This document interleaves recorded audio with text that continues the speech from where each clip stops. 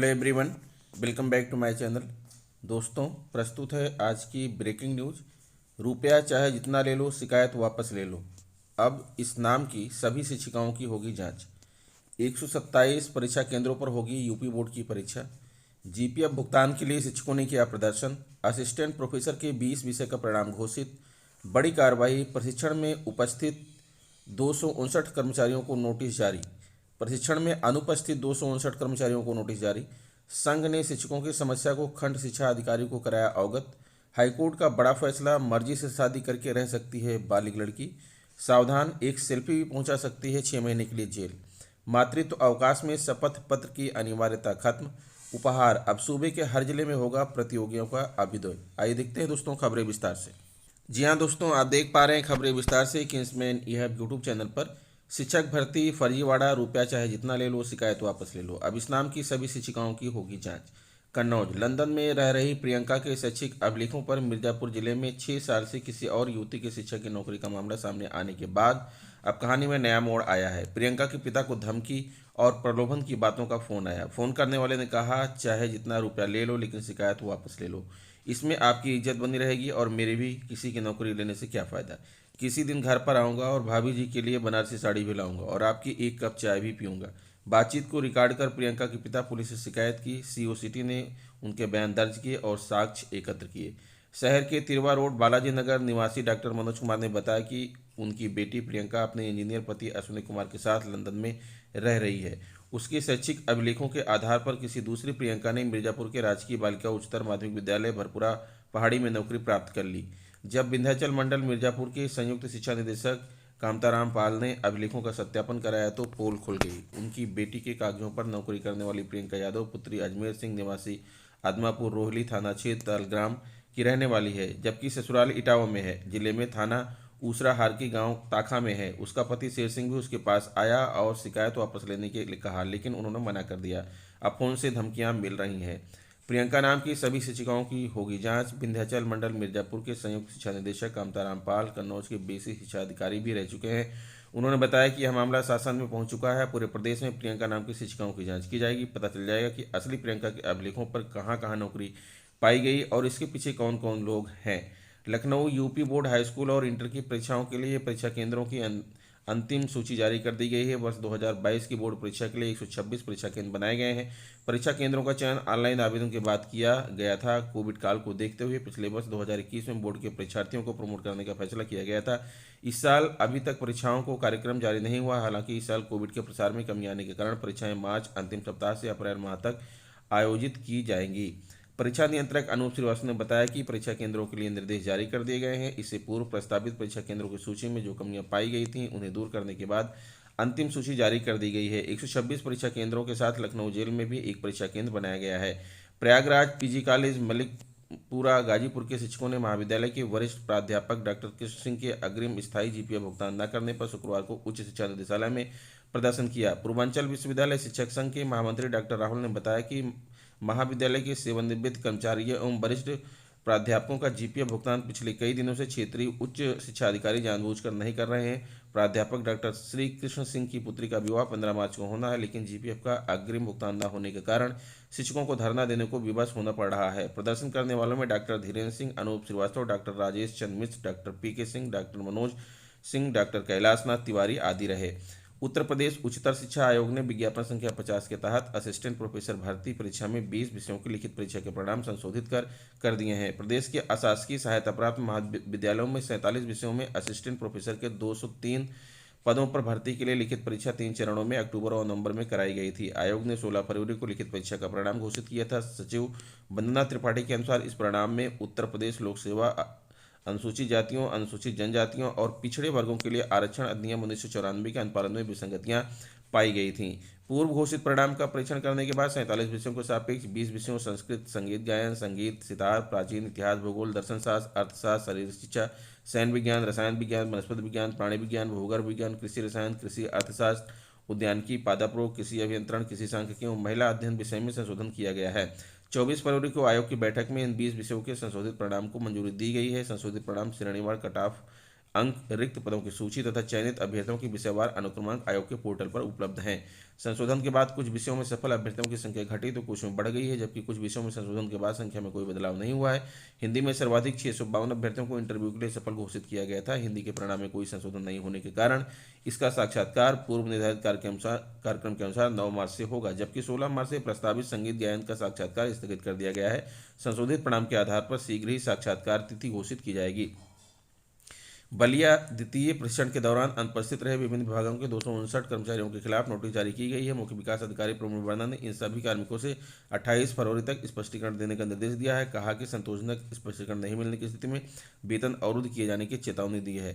भारत निर्वाचन आयोग विधानसभा चुनाव को सकुशल संपन्न कराने के लिए पोलिंग पार्टियों का द्वितीय प्रशिक्षण टीडी कॉलेज की 15 कक्षों में 19 से 22 फरवरी तक चला। इस दौरान विभिन्न विभागों के चुनावी ड्यूटी में तैनात किए गए कर्मचारी बिना कारण बताए अनुपस्थित रहे। इस लापरवाही को सीडीओ ने गंभीरता से लिया है। आंकड़े के अनुसार वन विभाग के 4, जिला विकास विभाग के 5, जिला विद्यालय निरीक्षक कार्यालय के 62, लोक निर्माण विभाग के 8, विशेष शिक्षा विभाग के 144, जिला पंचायत राज विभाग के 25, जिला होम्योपैथ विभाग के 8 तथा जिला समाज कल्याण विभाग के 5 कर्मचारी अनुपस्थित थे। यदि यह कार्मिक समय से स्पष्टीकरण नहीं दिए तो 1 दिन का वेतन अवरुद्ध करते हुए वैधानिक कार्रवाई की जाएगी।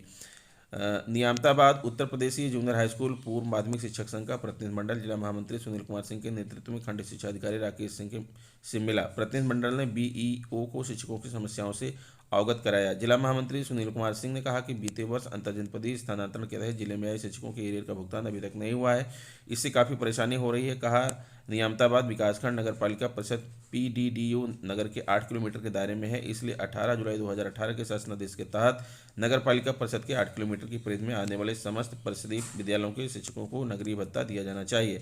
इस पर खंड शिक्षा अधिकारी ने उच्च अधिकारियों से वार्ता कर समस्या का समाधान कराए जाने का आश्वासन दिया। प्रतिनिधिमंडल में ब्लॉक मंत्री मेराज अहमद, जयप्रकाश, संजय यादव, प्रभुनारायण, सुरेश चंद्र यादव, राधेश्याम, हरेंद्र प्रसाद, शीर्षधर तिवारी आदि शामिल रहे। इलाहाबाद हाईकोर्ट ने एक महत्वपूर्ण आदेश में कहा कि यदि लड़के की आयु 21 वर्ष से कम है तो शादी शून्य नहीं होगी बल्कि शून्य करणीय मानी जाएगी। यह हिंदू विवाह अधिनियम की धारा 18 के तहत दंडनीय हो सकती है, लेकिन विवाह पर सवाल नहीं उठाए जा सकते। कोर्ट ने कहा कि बालिग लड़की का अपनी इच्छा से लड़के के साथ जाने पर अपहरण का अपराध नहीं बनता। 18 वर्ष से अधिक आयु की बालिग लड़की को अपनी मर्जी से किसी के साथ रहने व शादी करने का अधिकार है। यह आदेश न्यायमूर्ति अश्विनी कुमार मिश्र एवं न्यायमूर्ति शमीम अहमद की खंडपीठ ने प्रतीक्षा सिंह व अन्य की याचिका को मंजूर करते हुए दिया।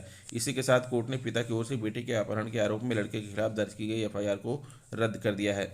चंदौली जिले के कड़वा थाने में लड़की के पिता की ओर से दर्ज एफआईआर में आरोप लगाया कि लड़की का अपहरण कर लिया गया है, उसे बेच दिया गया है या मार डाला गया है।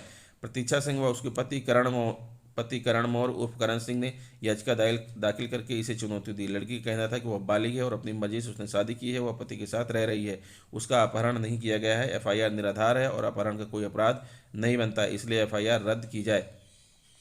कोर्ट ने नोटिस जारी कर जवाब मांगा तो पिता की ओर से कहा गया कि लड़की की आयु 21 वर्ष से कम होने के कारण शादी अवैध है, ऐसे में एफआईआर रद्द नहीं की जा सकती। सुनवाई के बाद कोर्ट ने कहा कि हिंदू विवाह अधिनियम की धारा 5 के अनुसार शादी के लिए लड़की की उम्र 18 वर्ष हो, लड़की की 21 वर्ष होनी चाहिए। हाई स्कूल सर्टिफिकेट के अनुसार लड़की की आयु 18 वर्ष से अधिक है और लड़के की 21 वर्ष से कम, दोनों अपनी मर्जी से शादी कर साथ में शांतिपूर्ण जीवन बिता रहे हैं, ऐसे में अपहरण का अपराध नहीं बनता। सावधान, एक सेल्फी भी पहुंचा सकती है 6 महीने के लिए जेल, इस अधिनियम के तहत दर्ज होगा मुकदमा। वाराणसी मोबाइल से सेल्फी लेना इस समय का चलन हो गया है। सेल्फी की होड़ में कई लोग अपनी जान भी गंवा चुके हैं। इस बार निर्वाचन आयोग की तैयारी के हिसाब से अगर आपने मतदान करते समय ईवीएम के साथ सेल्फी ली और उसे वायरल किया तो आप पर कई धाराओं में मुकदमा होना तय है। उत्तर प्रदेश के बीते 4 चरणों में मतदान में कई जगहों पर ऐसी शिकायत मिली। आरोपी लोगों से पूछताछ में नई बातें सामने आई, जिसमें कुछ लोगों ने ईवीएम के साथ सेल्फी लेकर उसे इंटरनेट मीडिया पर वायरल किया, जिसका 2 उद्देश्य रहा। पहला, प्रत्याशी को खुश करने की बात सामने आई। दूसरी बात, संबंधित पार्टी को ही मतदान किया जाए ऐसा संदेश देने जैसी बात सामने आई। कुछ ने सिर्फ शौक और आम लोगों को जताने के लिए सेल्फी लेने की बात बताई, जिसको निर्वाचन आयोग ने गंभीरता से लेते हुए इस पर सख्ती से अमल करने का आदेश दे दिया। विधानसभा चुनाव में मतदान के दौरान ईवीएम का फोटो लेना प्रतिबंधित है, जिसमें कई धाराओं संग 6 माह तक की सजा का प्रावधान भी है। मतदान के दौरान अंदर बूथ तक मोबाइल ले जाने पर रोक है। मतदान अधिकारी मतदान के दिन मोबाइल ले जाने व फोटो खींचने के लिए मना करेंगे। इसके बावजूद यदि कोई वोटर नहीं मानता है तो इसके खिलाफ सीधी रिपोर्ट दर्ज कर कड़ी कार्रवाई की जाएगी। इस संबंध में जिला निर्वाचन अधिकारी ने सभी मजिस्ट्रेट को निर्देश दिया है कि मतदान के दौरान इस पर विशेष नजर रखी जाए और मतदान के दौरान कोई भी व्यक्ति फोटो न ले सके। आयोग की सख्ती के बाद ईवीएम का सेल्फी लेना आचार संहिता का उल्लंघन माना जाएगा। अगर सेल्फी लेते समय पकड़े जाने पर सीधे एफआईआर होगा और 6 माह तक के लिए जेल का प्रावधान है। 188 आईपीसी, 177 आईपीसी सहित कई धाराओं में मुकदमा दर्ज कर जेल भेजने का प्रावधान। इस संबंध में निर्वाचन अधिकारी एसडीएम सदर नंदकिशोर कनाल ने बताया कि मतदान के दौरान बूथ के अंदर मोबाइल ले जाना प्रतिबंधित है। इसके बावजूद बूथ के अंदर तक मोबाइल ले जाकर ईवीएम के साथ सेल्फी लेता है तो इसे गुप्त मतदान को भंग करने, सरकारी कार्य में बाधा पहुंचाने सहित 188 आईपीसी, 177 आईपीसी सहित कई धाराओं में मुकदमा दर्ज कर जेल भेजने का प्रावधान है। लखनऊ केजीएमयू प्रशासन ने मातृत्व एवं बाल देखभाल अवकाश के लिए शपथ पत्र की अनिवार्यता का आदेश रद्द कर दिया है। कुल सचिव ने इस आशय का आदेश जारी कर दिया है। ऐसे में चिकित्सकों और कर्मचारियों ने राहत की सांस ली है। केजीएमयू में 450 चिकित्सक तैनात हैं, वहीं करीब 1000 रेजिडेंट चिकित्सक, करीब 8000 पैरामेडिकल स्टाफ, नर्स और कर्मचारी शामिल हैं। इसके साथ ही आउटसोर्सिंग और संविदा कर्मचारी भी शामिल हैं। इन कर्मचारियों को मातृत्व बच्चों की देखभाल के लिए अवकाश प्रदान किया जाता है। बीते दिनों कुल सचिव आशुतोष कुमार द्विवेदी ने अवकाश से पहले शपथ पत्र देने की बात कही थी। कर्मचारियों ने आदेश का विरोध किया। इस पर शपथ पत्र की अनिवार्यता का आदेश रद्द कर दिया गया। लखनऊ विधानसभा चुनाव में रोजगार भी अहम मुद्दा है। सूबे में भर्तियों को पारदर्शी बनाने के तहत चयन प्रक्रिया में बड़े बदलाव किए गए हैं। लगभग सभी तरह के चयन में लिखित परीक्षा का प्रावधान हुआ। साथ ही प्रतियोगी परीक्षाओं की तैयारी के लिए मुख्यमंत्री अभ्युदय कोचिंग शुरू की गई।